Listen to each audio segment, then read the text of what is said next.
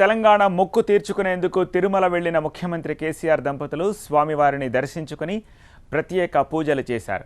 ఆలయ మహాద్వారం దగ్గర అర్చకులు, టీటీడీ అధికారులు పూర్ణకుంభంతో స్వాగతం పలికారు. వేద మంత్రోచ్చరణల మధ్య స్వామివారిని దర్శించుకున్న కేసీఆర్ ఆ తర్వాత ప్రత్యేక పూజలు చేశారు. స్వామివారికి భక్తితో కానుకలను సమర్పించారు. శ్రీ వెంకటేశ్వర కళ్యాణం కమనీయం కడు రమణీయం శ్రీ వెంకటేశ్వర కళ్యాణం ఎదలోని సిరినేడు శ్రీదేవి కాగా పాలించు భువనం ధ్వజస్తంభం వద్ద దర్శనం చేసుకున్న తర్వాత మొక్కిన తర్వాత బంగారు వాకిలి గుండా వెండి వాకిలి గుండా బంగారు వాకిలికి వెళ్తున్న ముఖ్యమంత్రి కేసీఆర్ దంపతుల్ని TV9 స్క్రీన్పై మనం చూస్తున్నాము. అయితే అంతకంటే ముందుగా సాంప్రదాయం ప్రకారం, ఆచారం ప్రకారం కేసీఆర్ దంపతులు ముందుగా పుష్కరిణిని దర్శనం చేసుకున్నారు. పుష్కరిణి నీటిని తలపై చల్లుకున్నారు.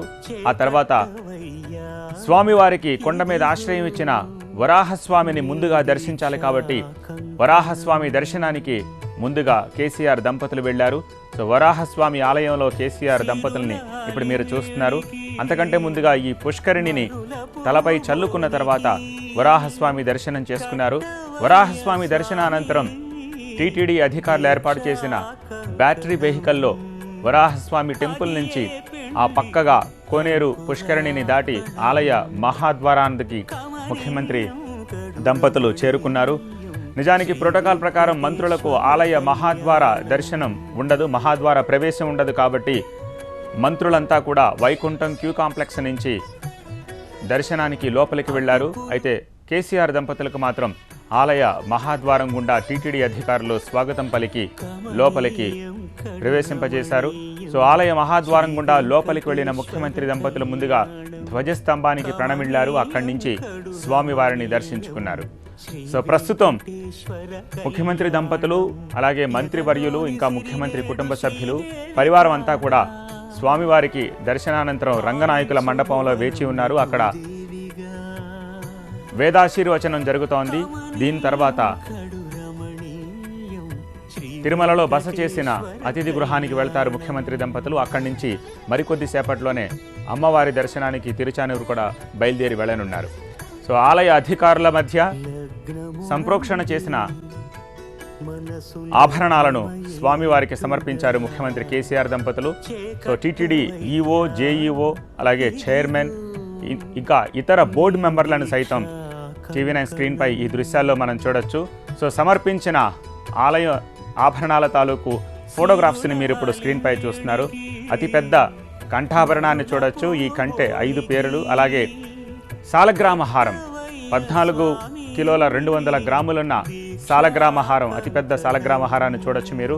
ఈ సాలగ్రామహారాన్ని అలాగే ఈ కంఠెను కూడా కేసీఆర్ దంపతుల సమక్షంలోనే అర్చకులు స్వామివారికి అలంకరించినట్టుగా తెలుస్తోంది. సో ఈరోజు దర్శనం చేసుకునే వాళ్ళు తెలంగాణ ప్రభుత్వం స్వామివారికి సమర్పించిన ఈ కంఠెను, ఈ సాలగ్రామ హారాన్ని కూడా స్వామివారి ముందు చూడొచ్చు, స్వామివారిపై చూడొచ్చు.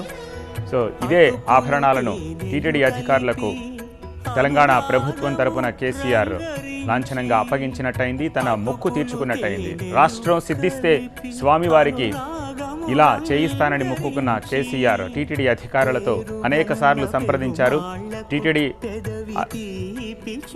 అధికారుల అభీష్టం మేరకు, కోరిక మేరకు వారి ఇష్ట ప్రకారమే ఇవి చేయించారు. సో దర్శనానంతరం రంగనాయకుల మండపంలో ఆశీర్వచనమైంది. ఆ తర్వాత బయటకు వచ్చిన కేసీఆర్ మీడియాతో మాట్లాడారు.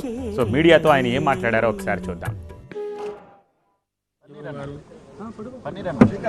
బోర్డు మెంబర్స్ అందరూ కూడా ఉండి మంచి దర్శనం చేయించారు. ఆ రాష్ట్రం నుంచి వచ్చినటువంటి మా కుటుంబ సభ్యులకు కానీ, మంత్రులకు కానీ, ఇతర ముఖ్య నాయకులకు కానీ అందరికీ చాలా చక్కటి దర్శనం లభించింది. 2 తెలుగు రాష్ట్రాల ప్రజలను కూడా చల్లగా దీవించుతానని చెప్పి వారిని నేను కోరుకోవడం జరిగింది. వారి చల్లని ఆశీస్సులు అందరికి లభించాలని చెప్పి నేను కోరుకుంటా ఉన్నాను. 2 రాష్ట్రాలు కూడా అభివృద్ధి చెంది భారతదేశంలోనే అగ్ర రాష్ట్రాలకు పేరు తెచ్చుకొని దీవెన అందియమని స్వామి గారిని కోరినాను. చాలా సంతోషం, అందరికి శుభాకాంక్షలు. Hearty congratulation sir.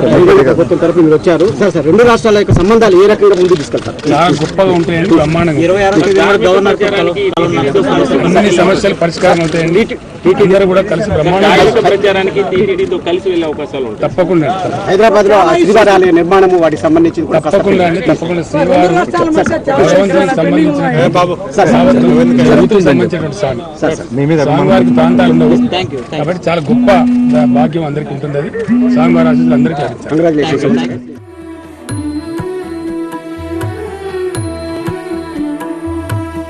ఇద్దరమ్మలు నీకు చెలిమి ఉన్నారయ్యా అప్పనయ్యి. మంచి దర్శనమైందని 2 తెలుగు రాష్ట్రాలు చల్లగా ఉండాలని చూడాలని స్వామివారిని కోరుకున్నట్టుగా ముఖ్యమంత్రి చెప్పారు. మరికొద్దిసేపు విరామం తర్వాత ఆయన తిరుచానూరు అమ్మవారి దర్శనానికి బయలుదేరనున్నారు. ఇవి బులెటిన్ అప్డేట్స్. తాజా అప్డేట్స్ కోసం చూస్తూనే ఉండండి TV9.